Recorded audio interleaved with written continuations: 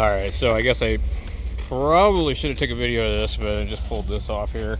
So you have these bolts here, you have these bolts here, and these bolts here, and then a couple here and there, and then hopefully this and some other stuff, and we should be able to get the couple of other things out of here, and then should be able to pull it out of here after we disconnect all the stuff that's connected to it. So, and then the next thing you need to do is get those out of there. So I think that's pretty much like once you do that, you clear the radiator, and we'll be undoing a lot of things. So I am going to leave as much on here as I can, and hopefully the junkyard won't try and charge me for everything. We'll see. So one thing you're going to need definitely is Torx bits. Different ones. Anything German, you're going to need Torx bits. So we're going to have to get that off of there, so we'll do that in a second. So these ones down in here are going to be a T25. Alright, so once you get those out, pull it out. So now we need to get the radiator off or leave it behind. But we got to get this one here,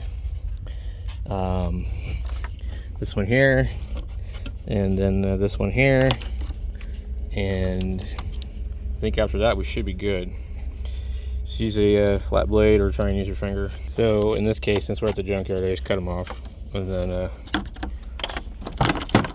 just figure out where else we're hanging up. We're stuck somewhere right here. We got to get this cable off of here for the hood release, and then I think that would be the final deal. If I had bolt cutters, I'd actually just cut this right now, because it's not my job to spend all day here. And then you need to get this thing and pull it down, and then you'll have a lot of trouble getting it loose, trust me. Okay, so then the second problem is going to be the evaporator core that's trapped in here. So I'm not sure the next step, but I'll get back to you when I figure it out. Alright, so we were just able to just slide it all out, just comes right out. I remember this now on the Audis, where you would pull the whole front end and you get to the timing crap. So we leave this here, we'll be nice to it, so hopefully somebody else can easily get a radiator that might be good. And or a core, evaporator core, condenser, whatever the heck, I can't remember. So we just have this here holding this here, and then I think we should be good. So that and that I'm gonna have to deal with, and once all that's done, should have it loose. This stuff's very brittle, but anyway, there's a little ball that goes in here. You get it loose through there. So I'm gonna look and see if I have the rest of the stuff so I can put this back together. Otherwise, I'll be having a nightmare of mine. I don't know what that is. Probably ambient temperature sensor. These are impact sensors. So we'll see. So this is the car. I'll just take you guys around it a little bit. So I'm not sure what went wrong with this one.